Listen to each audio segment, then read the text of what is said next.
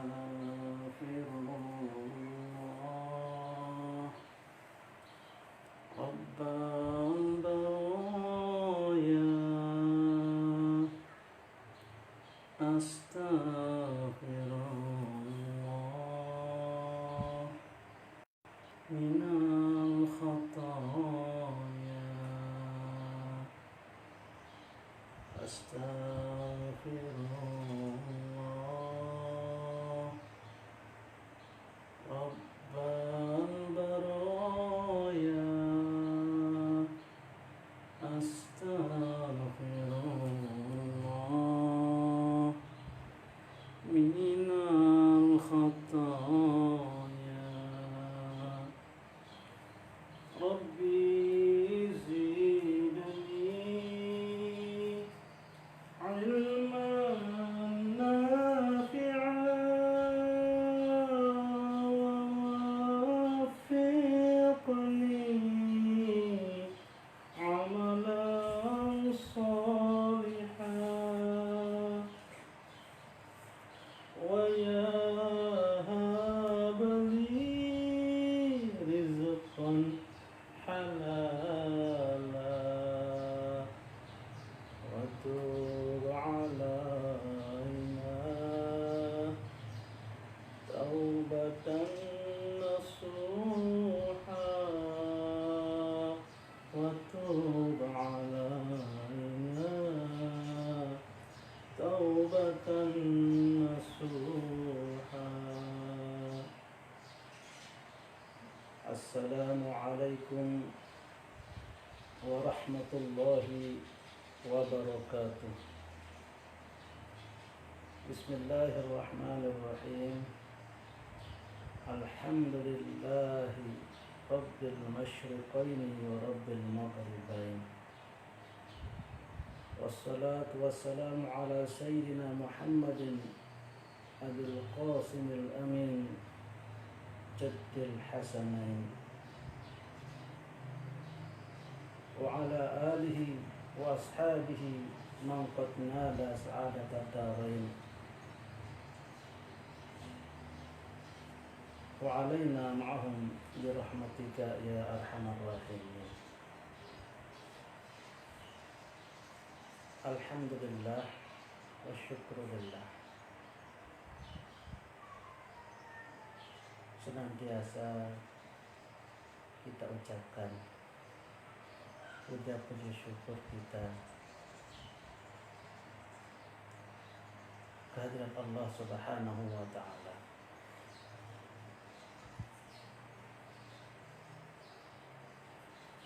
atas segala limpahan nikmat, taufik, hidayah, sehingga kita masih dalam keadaan beriman, masih dalam keadaan sehat walafiat, masih punya keinginan untuk beribadah, masih diberikan kesempatan untuk mendekatkan diri kepada Allah Subhanahu wa ta'ala. Di dalam kitab Nasaihul Ibad, seorang ulama waliullah yang bernama Hatim Al-Asam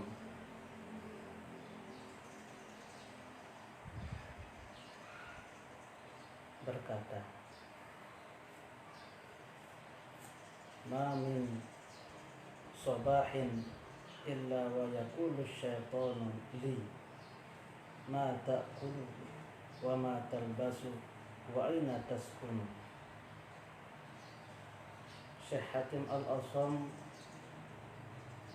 berkata, tidak ada satu subuh pun kecuali syaitan berkata kepadaku, syaitan bertanya kepadaku,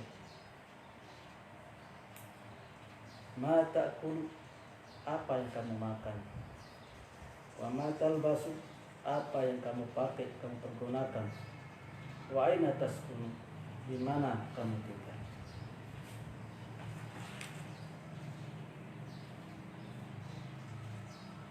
Fa'aqulu lahu, kata beliau, maka aku menjawab pertanyaan syaitan itu. Akulul mauta, yang aku makan adalah al-mauta, kematian. Maksudnya azuku mararatal mautis, aku mencicipi pahitnya kematian. Ini misdaqu qaulillahi ta'ala, kullu nafsin dha'iqatul maut, bahwa segala sesuatu yang bernapas pasti akan merasakan, akan mencicipi yang namanya kematian. Maka beliau menjawab, apa yang kamu makan? Aku makan, aku mencicipi kematian.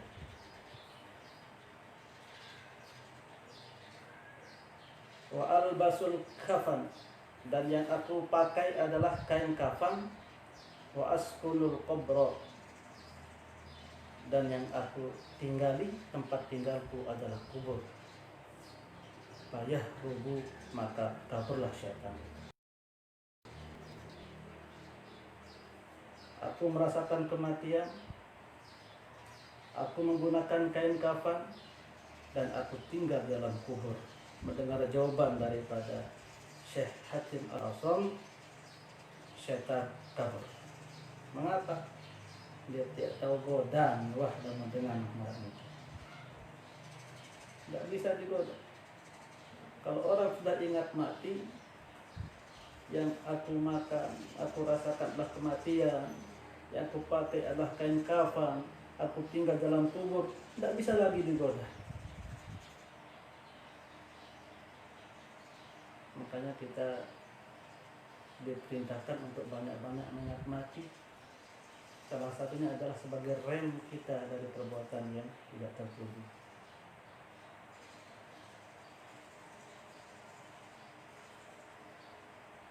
Syekh Hatim Al-Asam ini, sebenarnya nama beliau itu adalah Syekh Hatim bin Ulwan. Al-Asam itu gelar atau julukan yang diberikan oleh orang-orang. Al-Asam itu artinya yang tidak bisa mendengar, yang budak, sak gedok. Hatim Al-Asam ay hatim sak gedok. Kembali teparan gedok, padahal beliau ini tidak gedok, tidak budak. Beliau mendengar dengan baik, tetapi mengapa beliau terkenal dengan nama Hatim Al-Asam? Itu adalah menurut riwayatnya, beliau salah satu waliullah kabir besar dari Khurasan.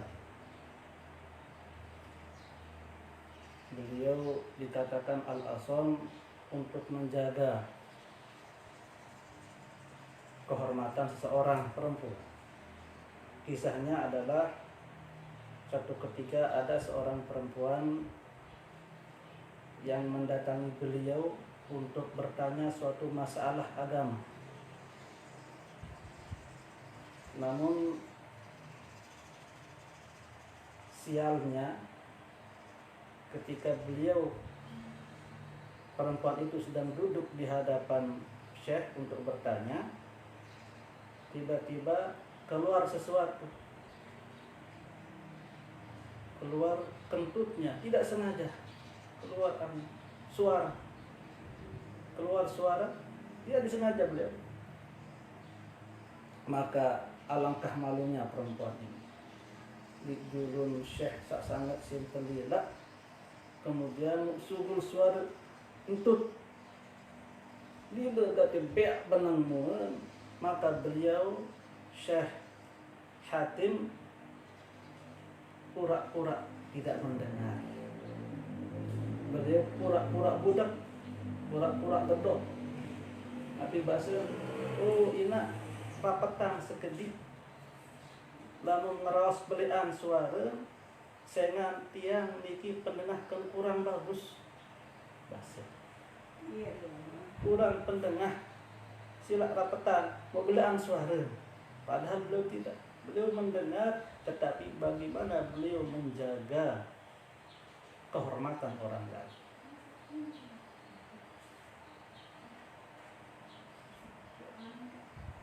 Mau kesenang saat ini gembira dia, senang, alhamdulillah. Berarti beliau tidak mendengar tadi saya kentut.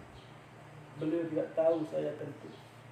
Kemudian beliau perempuan itu menjadi senang bahagia, dan sejak saat itu Syekh Hakim senantiasa pura-pura dirinya tidak bisa mendengar. Mengapa? Selama perempuan itu masih hidup, berapa puluh tahun setelah beliau meninggal, setelah perempuan itu yang bertanya meninggal, baru kemudian beliau kembali tidak pura-pura tidak mendengar.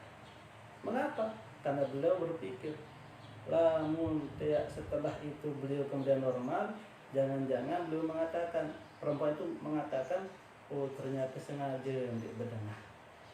Lalu tidak, beliau senantiasa berpura-pura tidak mendengar sampai perempuan yang bertanya itu meninggal dunia, baru beliau kemudian tidak lagi berpura-pura. Akan tapi julukan Al-Asam Sa'ladot sudah terlanjur melekat pada diri beliau. Subhanallah.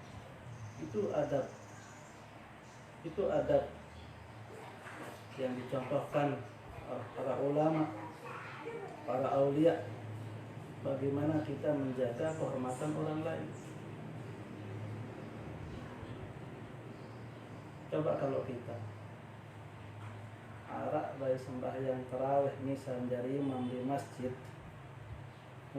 ngentut imam, lema rusak, tembus Facebook, di iman WA, di iman segala macam, cerita terbang kesian. Lalu beliau memberikan contoh, tutuplah aib saudaranya. Barang siapa yang menutup aib saudaranya, maka Allah akan menutup aib-aibnya yang tentu lebih banyak lagi kelak di hari kiamat. Shaimin shaimat, mustami'in mustami'at rahimakumullah. Aktiru majalisakum bisolati alayya. Sabda Rasulullah SAW. Mari kita berikan wangi-wangian kepada majelis kita ini. Mari kita berikan parfum majelis kita ini dengan membaca salawat kepada Rasulullah SAW. Allahumma salli ala sayyidina wa maulana Muhammad wa ala alihi wa sahbihi ajma'in. Amma ba'd. Shaimin shaimat, mustami'in mustami'at yang dirahmati Allah Subhanahu wa ta'ala. Kita lanjutkan pembahasan kita mengenai adab-adab berdoa yang disampaikan oleh Imam Al-Ghazali dalam kitab Ihya Ulumuddin. Di pertemuan kemarin telah kita bahas 2 adab dari 10 adab-adab berdoa yang beliau tuliskan di kitabnya ini. Kita review sedikit bahwa beliau mengatakan adab-adab doa itu ada 10. Yang pertama, kalau kita berdoa, doa yang sangat penting, yang sangat ingin kita istijabah oleh Allah Subhanahu wa ta'ala, maka carilah waktu-waktu yang mulia. Waktu-waktu yang mulia yang diharapkan akan lebih bisa kita diijabahkan doa kita oleh Allah Subhanahu wa ta'ala. Seperti bulan Ramadan, hari Jumat, sepertiga malam terakhir. Kemudian yang kedua, supaya kita juga berdoa pada waktu-waktu atau pada keadaan-keadaan yang syarifah, keadaan-keadaan yang mulia, seperti dalam hadis kemarin ketika terjadi peperangan antara orang muslimin dengan orang kafirin dalam jihad fisabilillah berdoa. Yang kedua ketika turun hujan. Yang ketiga berpuasa. Kemudian ada lagi hadis wahalatus sujudi, dan ketika kita sujud, wahalatus sujud aidan, dan ketika kita sujud. Waktu sujud di situ adalah waktu yang mustajab untuk berdoa. Qala Abu Hurairah radhiyallahu taala anhu berkata, qala Nabi sallallahu alaihi wasallam, bahwasanya Rasulullah sallallahu alaihi wasallam bersabda, aqrabu ma yakunu al-'abdu min rabbih 'azza wa jalla wa huwa sajidun fa'aksiru fihi minad du'a. Yang paling dekat seorang hamba dari Tuhannya adalah ketika dia sedang sujud, maka perbanyaklah doa ketika itu. Ini hadis diriwayatkan oleh Imam Muslim, hadis sahih. Jadi tempat paling dekat kita dengan Allah adalah ketika kita sedang sujud.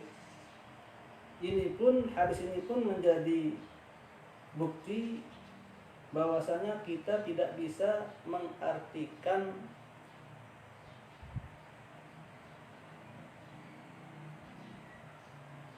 sifat-sifat Allah atau ayat-ayat mutasyabihat mengenai keadaan Allah dengan secara zahir. Tidak bisa kita artikan misalkan Allah Ar-Rahmanu 'alal 'arsy istawa. Tidak bisa kita artikan Allah secara hakikat, secara zahir bersinggasana di atas arsy, duduk di atas arsy. Sebagaimana duduk tetapi tidak sama dengan duduknya makhluk. Tidak bisa. Mengapa? Karena kalau begitu bagaimana bisa digabungkan dengan hadis sahih yang ini, bahwasanya yang paling dekat seorang hamba dengan Tuhannya adalah ketika dia sedang sujud.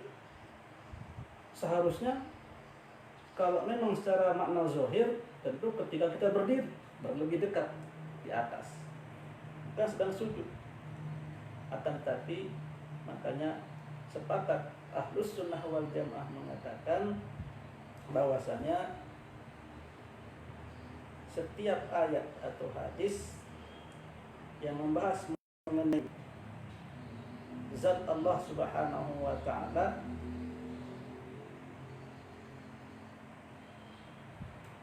tidak bisa diartikan secara zahirnya. Akan tetapi harus maknanya bukan makna zahir. Kalau begitu apa maknanya? Yang pasti bukan makna zahir. Yang pasti bukan makna zahir. Duduk, makna zahir duduk ya, seperti kita duduk.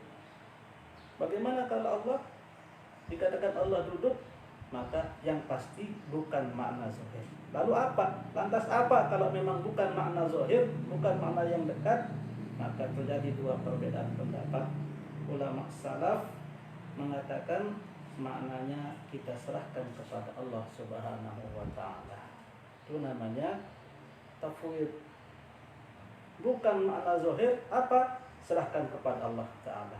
Yang penting kita percaya dengan apa yang Allah turunkan di dalam Al-Quran. Kita percaya dengan apa yang Rasul sabdakan dalam hadis. Tapi makna zahir mustahil bagi zat Allah Subhanahu wa taala, maka bukan makna zahir. Terus apa maknanya? Serahkan kepada Allah Subhanahu wa taala. Itu tafwid. Akan tapi kemudian ulama khalaf mengatakan maknanya adalah sesuai dengan bahasa percakapan yang berlaku di Arab waktu itu. Misalkan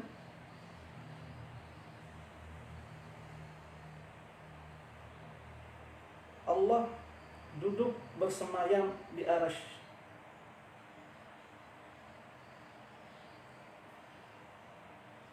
Orang Arab menggunakannya untuk apa waktu itu? Misalkan seorang raja duduk di singgasana. Atau kalau bahasa kita sekarang misalnya Pak Jokowi duduk di kursi kepresidenan Republik Indonesia. Bukan berarti beliau duduk saja kerjanya, akan tapi menguasai. Itu namanya takwil. Maka kedua, mazhab Ahlussunnah wal Jamaah, mazhab salaf maupun mazhab khalaf, ini adalah Ahlussunnah wal Jamaah. Persamaannya adalah sama-sama menyatakan makna zahir bukan murad. Akan tapi perbedaannya takwilnya. Kalau salaf tidak berani mentakwil secara khusus, tapi secara umum, yang penting bukan makna zahir, serahkan kepada Allah. Tapi kalau ulama khalaf kemudian mencari sesuai dengan bahasa Arab, sastra Arab, apa orang Arab mempergunakan kata itu untuk mengkiaskan apa. Maka ketika kita paling dekat dengan Allah ketika sujud, artinya tempat yang paling besar harapan kita untuk mendapatkan rahmat Allah Subhanahu wa taala. Dekat dengan rahmat Allah Subhanahu wa taala, maka di sana adalah tempat yang harapan untuk doa kita diijabah oleh Allah Subhanahu wa taala menjadi semakin besar.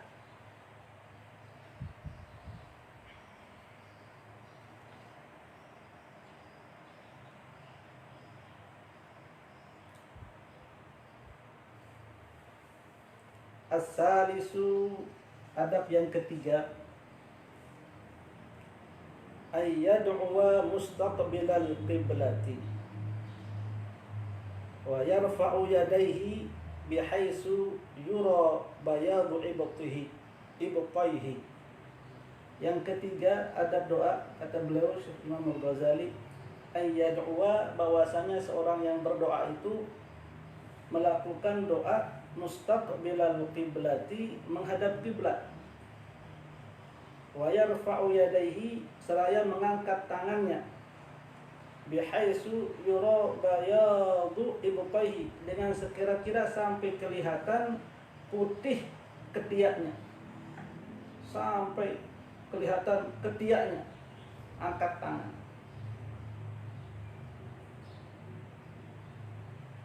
Dalam kitab Hasih Al-Qalyubi dikatakan bahwa ini jika kita meminta permasalahan yang sangat penting, seperti misalkan kemarau panjang, kita istisqa, maka berdoa sampai kelihatan ketiaknya ketika mengangkat tangan. Akan tapi kalau doa-doa yang biasa, itu kata beliau, itu cukup sampai sejajar dengan pundak, tangan kita terangkat. Kemudian terbuka dan antara tangan satu dengan tangan lain menyatu, mohon kepada Allah.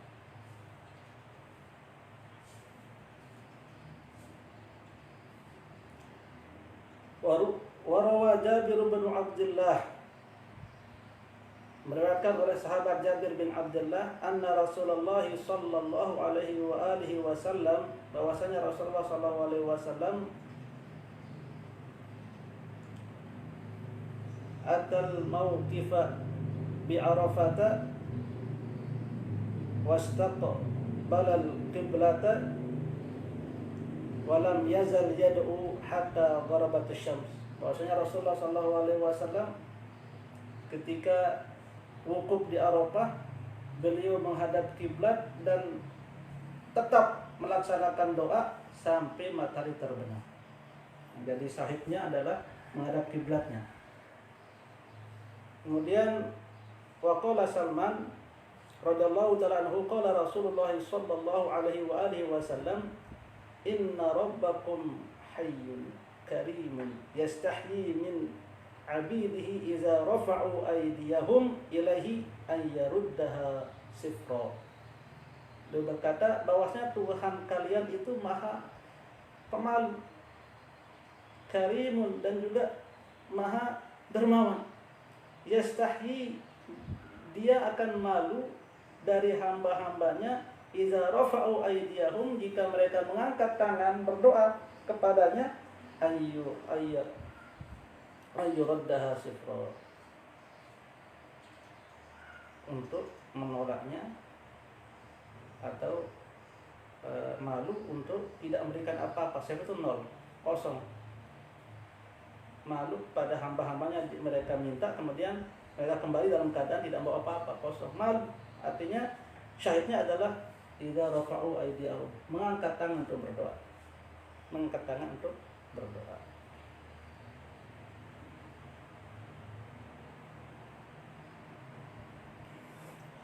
Wa rawa Anas radhiyallahu ta'ala, kemudian sahabat Anas meriwayatkan annahu sallallahu alaihi wasallam kana yarfa'u yadayhi hatta yura bayadu ibtaihi fi du'ai wa la yushiru bi isba'ihi.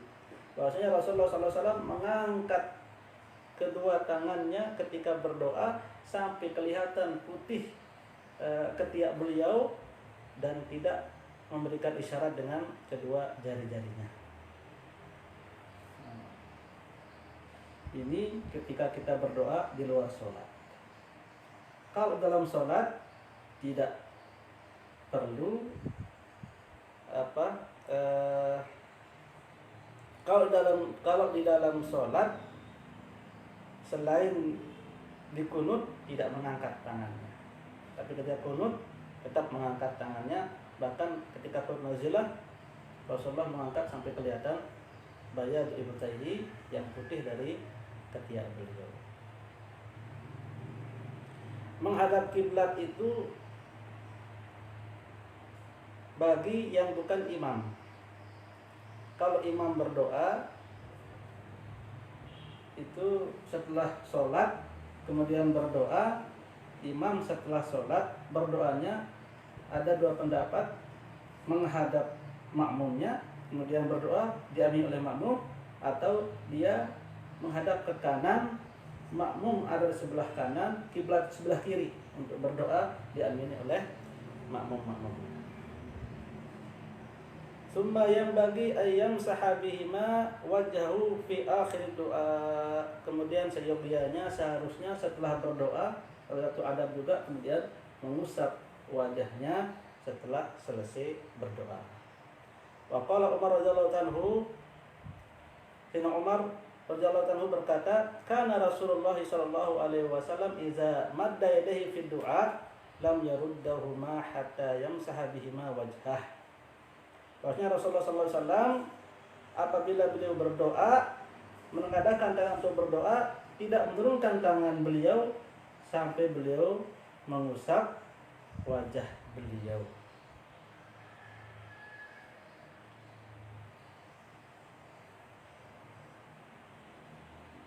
Waqala bin Abbas radhiyallahu anhuma, dan Abdullah bin Abbas berkata, kana sallallahu alaihi wasallam idza da'a dhamma kaffaihi. Beliau menggabungkan kedua telapak tangan beliau, wa ja'ala butunahuma mimma yali wajah, dan menjadikan kedua telapak tangannya menghadap muka beliau. Seperti beliau berdoa, bukan begini. Tapi ini untuk kasus berdoa yang biasa-biasa. Ketika doa kita sejajar tangan kiri dengan pundak, berdoa biasa.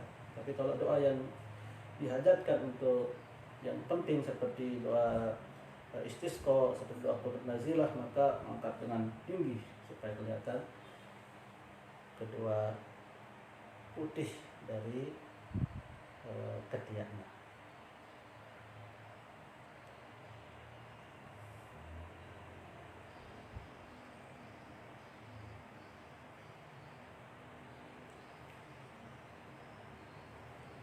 Wa hadhihi hay'atul yad wa la yarfa'u basaruhu, dan beliau berkata dan tidak mengangkat pandangan ilas samai, ke langit.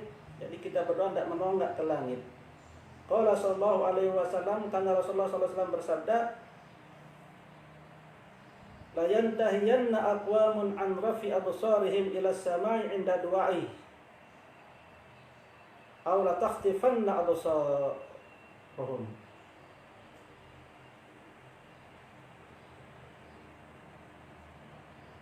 Aw la tahtufan absaruhum, supaya berhenti orang-orang mengangkat pandangannya ketika ke langit ketika berdoa, atau akan dicabut pandangannya.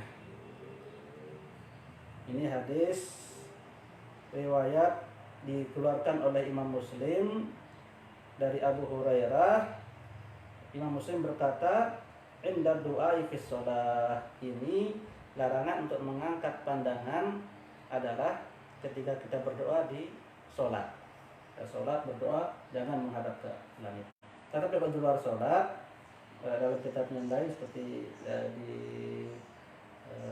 Hasyiah Al-Qalyubi tadi itu disunnahkan atau dianjurkan ketika berdoa sejajar dengan bahu, pandangan juga menghadap ke langit.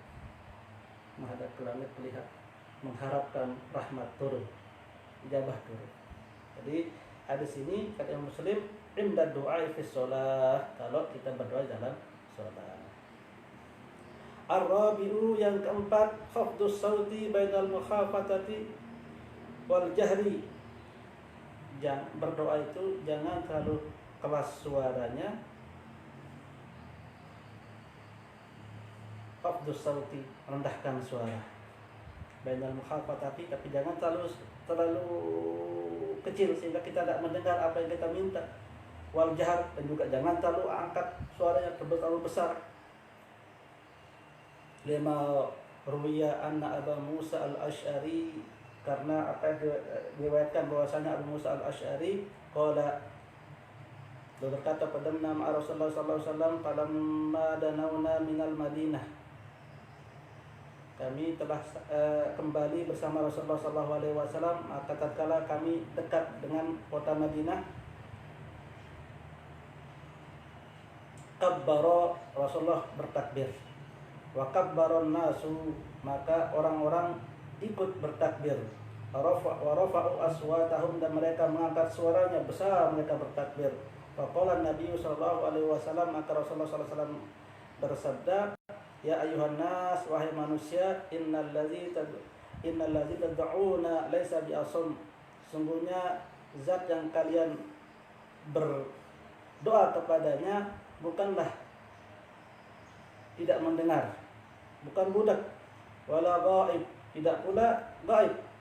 Innal ladzi tad'una bainakum wa baina a'naqi rikabikum, bahwasanya zat yang kalian memohon kepadanya itu ada bersama kalian dan juga di baina a'naqi rikabikum, di depan tunggangan-tunggangan kalian. Ini sangat dekat sekali.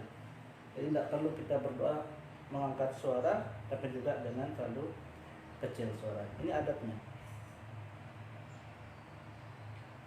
Wa qalat Aisyah radhiyallahu anha fi qoulihi azza wa jalla. Sayyidah Aisyah radhiyallahu anha berkata ketika mengkomentari firman Allah Subhanahu wa taala, wala tadhhar bi sholatika wala tukhafit biha. Jangan terlalu membesarkan sholatmu atau doamu, dan jangan terlalu mengecilkannya. Ai bidu'aika, di sholat itu ai bidu'aika, dengan doamu.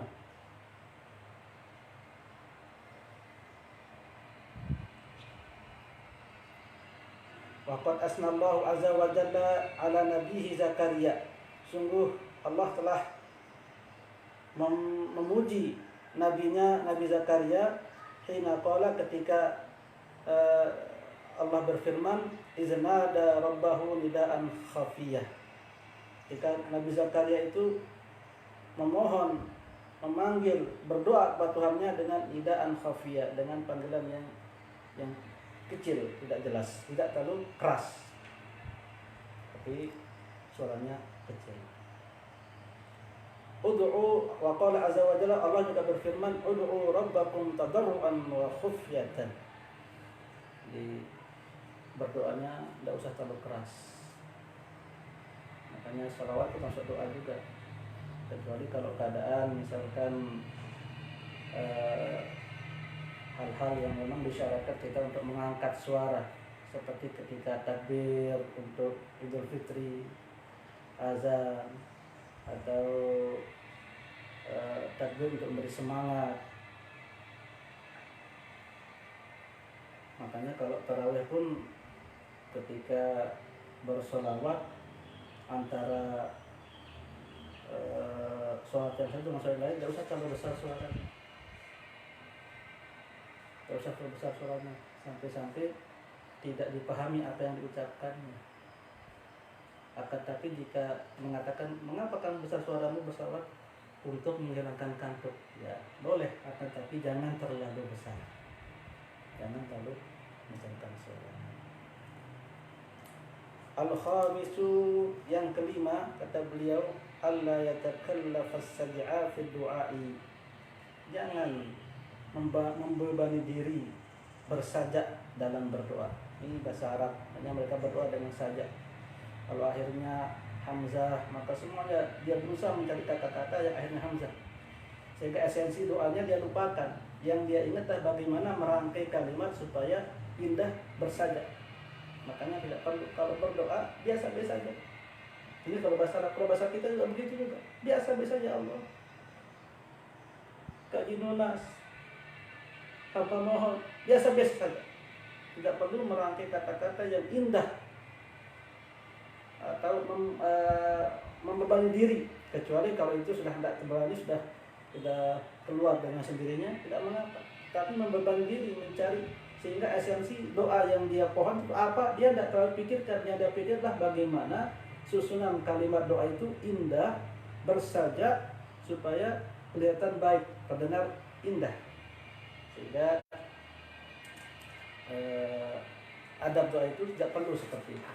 Yang perlu adalah kita mohon kepada Allah Subhanahu wa ta'ala. Mungkin sampai pembahasan kelima ini dulu tentang adab pada berdoa.